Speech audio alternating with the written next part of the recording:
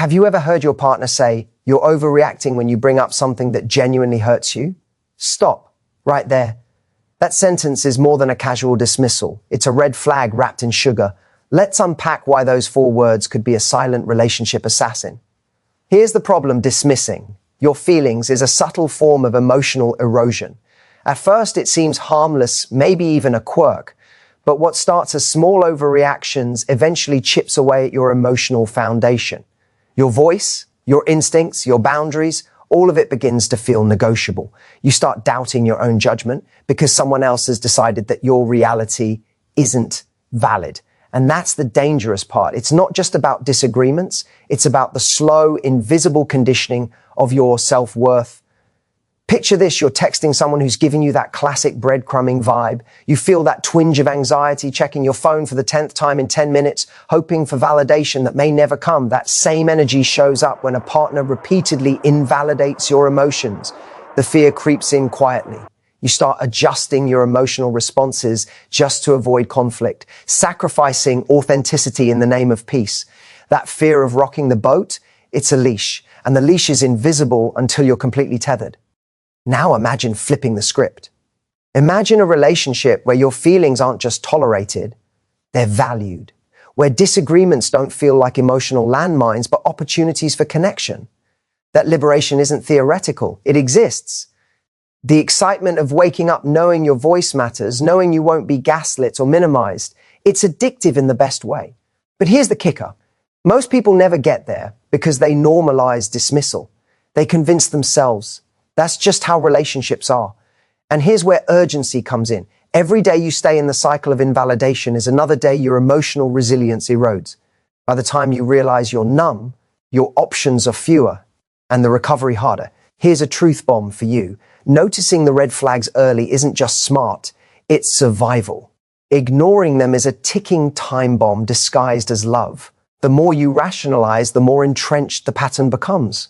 And speaking of patterns, let me ask you, when was the last time you truly felt heard in a conversation with them?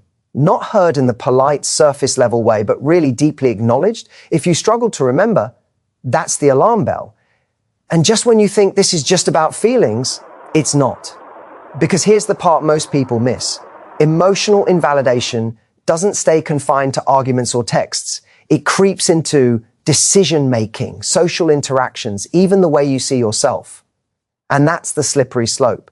The moment you start doubting your own instincts, you're not just in a bad relationship, you're losing yourself.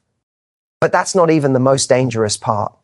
That comes when you realize that the person doing the dismissing often does it subtly, almost charmingly, making you question whether the problem was ever yours at all.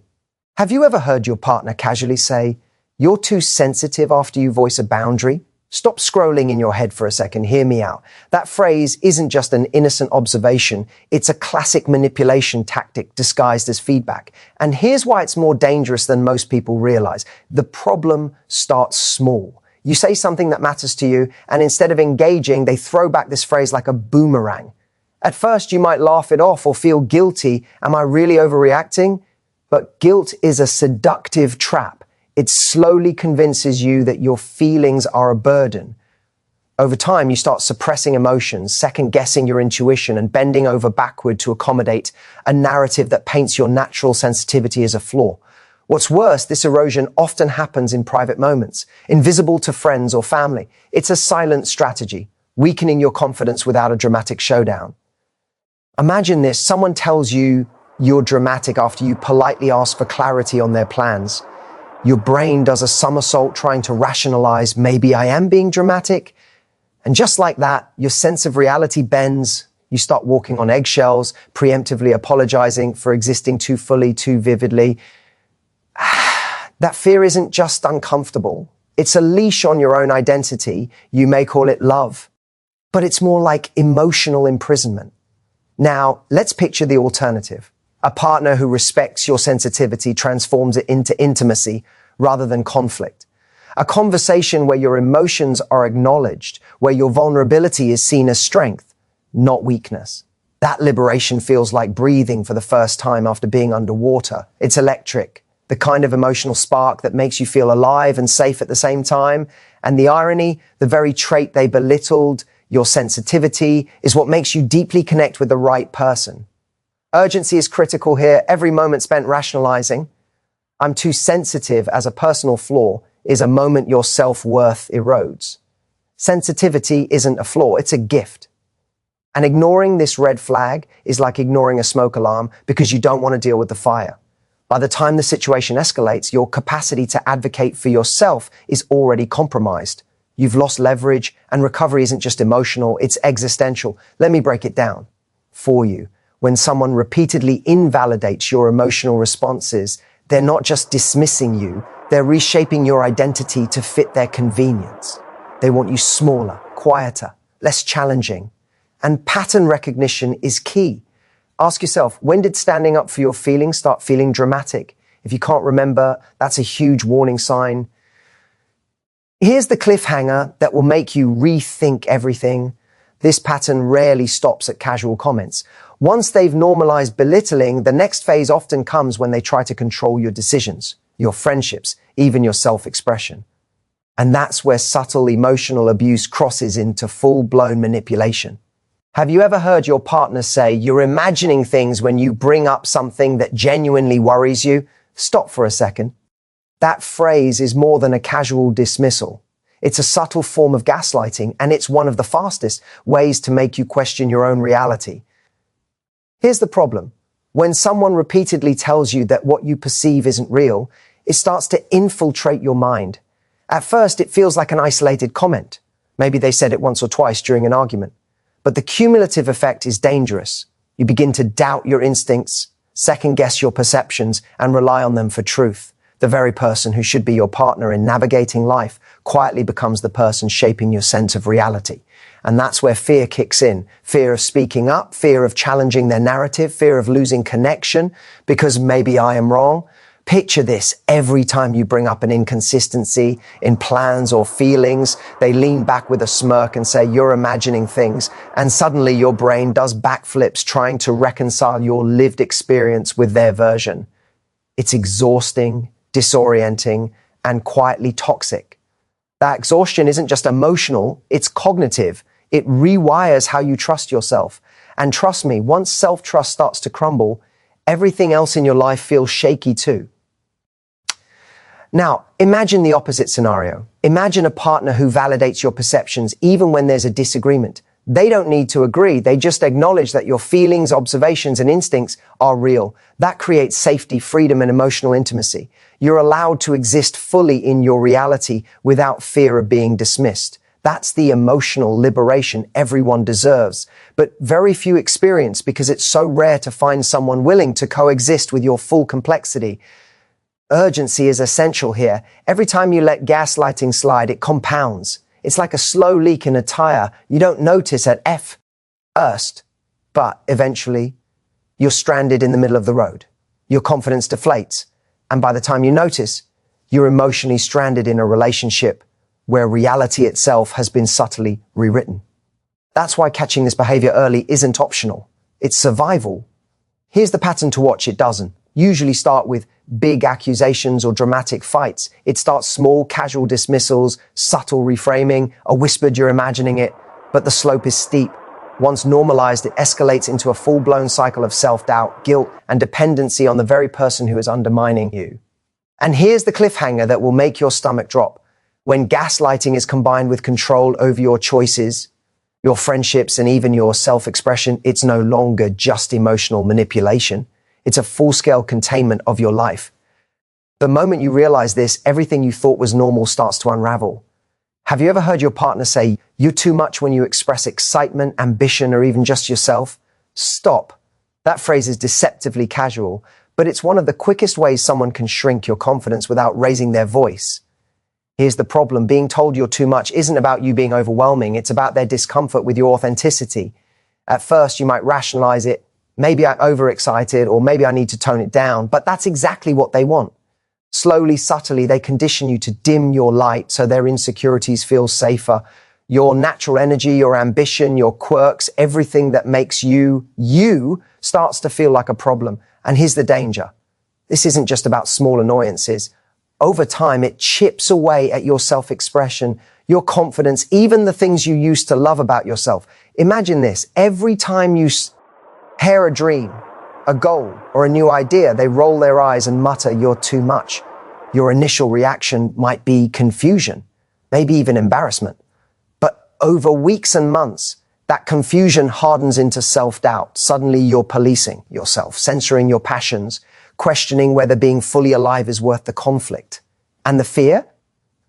The fear is constant, the fear of being too visible in your own life. That's not love. It's control masquerading as criticism. Now picture the alternative. Imagine a partner who celebrates your intensity, who sees your energy as a gift rather than a burden. Someone who encourages your growth, applauds your ambitions, and matches your vibrancy instead of dimming it. That kind of connection doesn't just feel safe, it feels electrifying. Emotional freedom like that is addictive because it validates the core of who you are. You can finally be fully alive without tiptoeing around someone else's fragile ego. Urgency is critical here.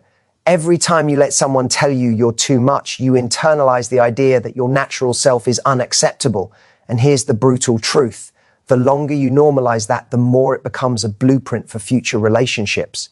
You start settling, dimming, and doubting, and by the time you realize it, your authenticity feels like a risky proposition rather than a birthright. Here's the pattern to notice. It's rarely a single comment. It's a series of micro moments. A smirk here, a sigh there, a backhanded compliment disguised as critique that slowly convince you to shrink. And once that internalization sets in, it's hard to reverse. The real danger isn't just them making you feel small. It's what happens when you start preemptively shrinking yourself to avoid conflict. That's when you're no longer just dimmed, you're being quietly erased. And erasure is far more dangerous than outrig. HT criticism. Have you ever heard your partner say, "You're lucky to have me," as if it's a compliment? Stop.